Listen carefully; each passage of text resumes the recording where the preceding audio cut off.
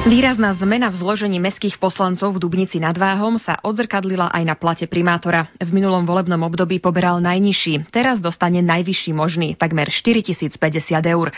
Nové zastupiteľstvo mu ho odobrilo s argumentom, že ide aj o odmenu za prácu v predchádzajúcom období.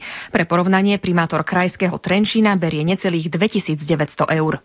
Zo zhruba 2500 na vyše 4000 eur. Takýto je platový skok staronového primátora Dubnice Jozefa Gašparíka. Väčšina v predchádzajúcom zastupiteľstve ho podľa neho kvôli politickým hrám obrala o 45 000. Terajší plat preto berie ako satisfakciu. Pre mňa je to také morálne ocenenie. Ja nie som povedal odkázaný na to. To beriem skôr. Som morálne hodnotený, ako by sa patrilo podľa výsledkov. Spomenul najmä to, že pre mesto získal z eurofondov takmer 17 miliónov eur. Podľa viceprimátora Františka Mikoláška to vyzerá, že spolupráca poslancov s primátorom bude iná ako doteraz. Pán primátor ten plat plne zaslúži. Jeho výsledky za 4 roky sú hmatateľné a viditeľné. Na prvom mestskom zastupiteľstve ho len odmenili za jeho prácu, ktorú už urobil. S výškou platu naopak nesúhlasí opozičný poslanec Karol Korintuš. Primátor nastupuje v novom volebnom období, kompenzovať mu to, čo vykonal predtým, to je úplne scestné. Podľa môjho názoru viacerí poslanci neboli celkom zorientovaní. Oslovení Dubničania to vnímajú aj takto. To je v poriadku. A musí si proste nejakým spôsobom vykompenzovať tie snahy, čo doteraz spravil.